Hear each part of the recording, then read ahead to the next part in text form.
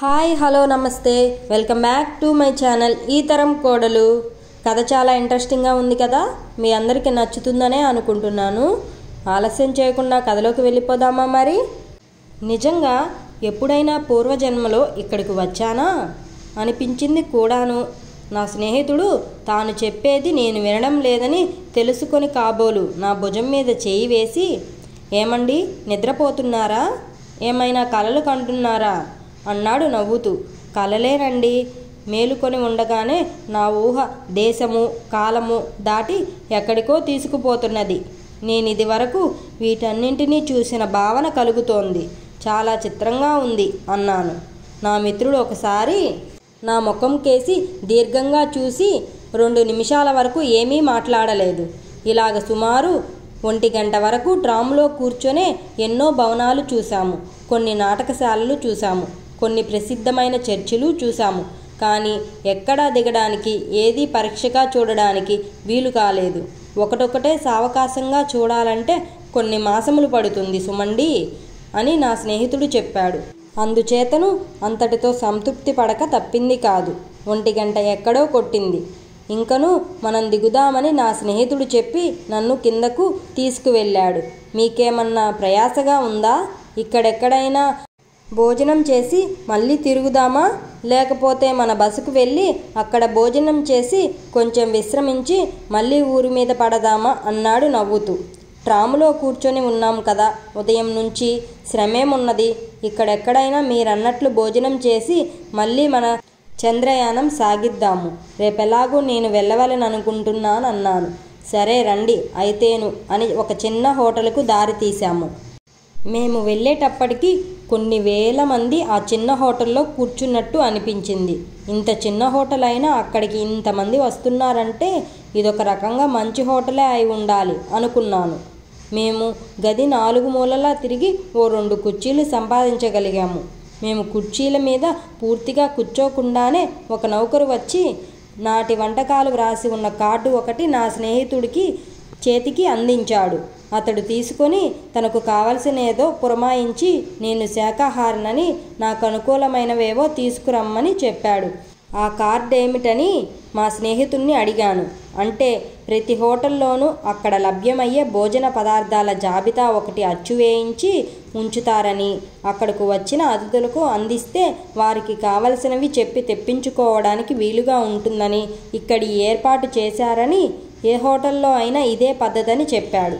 మద్రాసు హోటల్లో ఏమున్నాయా అని మనం అడగడము, ఇడ్లీ సాంబార్ వడై అని ఏదో పెద్ద గొంతుకుతో ఏకరువు పెట్టడం, అవన్నీ మనకు వినపడక ఏవో ఒకటి తెప్పించుకోవడం, తిన్న తరువాత ఎంతయింది మనతో చెప్పకుండా వెనకాలే అంజే కాలన అని కేకలు వేయడం జ్ఞాపకం వచ్చి ఈ ఏర్పాటు చాలా బాగుందని అనుకుంటుండగా మా స్నేహితుడు ఎదుట ఒక ప్లేటు, నా ఎదుట ఒక ప్లేటు తీసుకొని వచ్చి ఆ నౌకరు ఉంచాడు.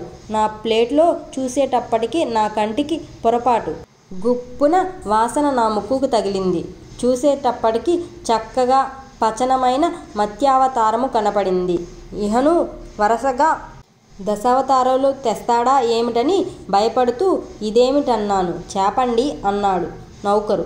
నేను శాకాహారిని కదా అన్నాను. మరి ఇది కూడా శాకాహారమే కదా అన్నాడు వాడు. ఇది శాకాహారమేమిటి అన్నాను. కాదండి సార్, దాన్ని చంపితే ఎర్రని రక్తం రాదు, ఎర్రని రక్తం కార్చే జంతువుల మాంసమే మాంసాహారం అవుతుందని నిర్వచనం చేశాడు. అయినా సరే ఇది నాకు పనికిరాదన్నాను. వెంటనే వాడది తీసుకువెళ్ళి ఉడకబెట్టిన కోడిగుడ్డో బాతుగుడ్డో తీసుకువచ్చాడు. ఇదేమిటోయి ఈ గాడిద గుడ్డు అన్నాను. వాడికి అదేమీ అర్థం కాలేదు. కోడిగుడ్డండి అన్నాడు. ఇది శాకాహారమేనా ఏమిటి అన్నాను. అవునండి, అందులోనూ చాలా ప్రశస్తమైనది అన్నాడు. ఇది నాకు వద్దన్నాను.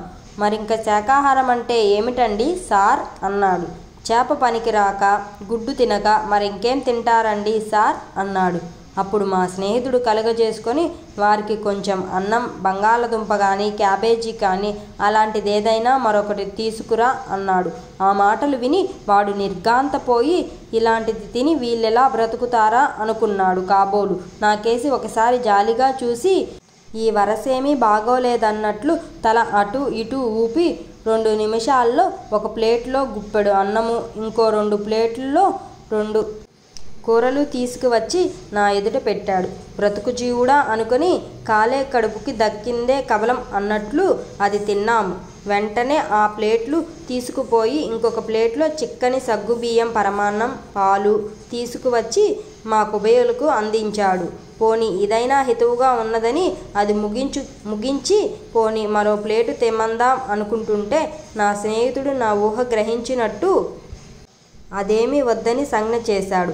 మా భోజనం పూర్తి అవ్వకుండానే నౌకరు ఒక ప్లేట్లో బిల్లు తీసుకువచ్చాడు.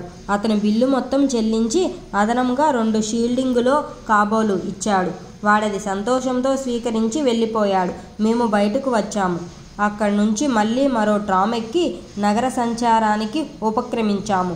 చాలా పెద్ద పెద్ద షాపులు, వ్యాపార సంస్థలు, పత్రికల కార్యాలయాలు, పుస్తకాల షాపులు ఎన్నెన్నో కనపడ్డాయి. ఏ షాపులో చూసినా అక్కడ దొరికే వస్తువులన్నీ ఎంతో ముచ్చటగా అలంకరించబడి ఉంటాయి. కానీ ఒక్కచోట మటుకు చూసిన షాపు భయంకరంగానూ జుగుప్సాకరంగానూ ఉంది.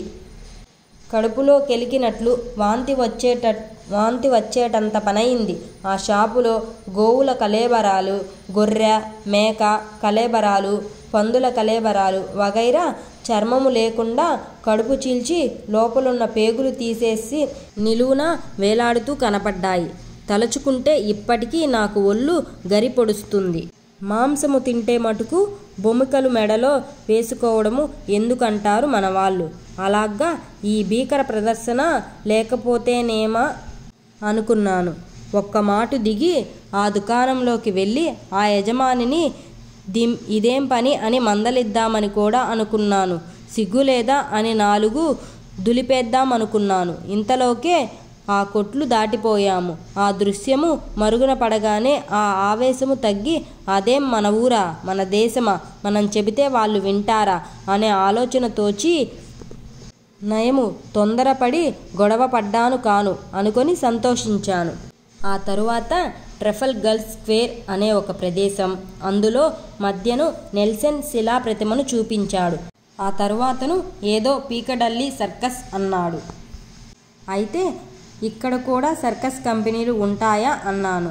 ఉంటే చూడవచ్చునే ఉద్దేశంతో అతను నవ్వి, మనకు వీధుల్లో కనపడే జంతువులు తప్ప మరో జంతువులుండే సర్కస్ కంపెనీలు ఏమీ లేవిక్కడ.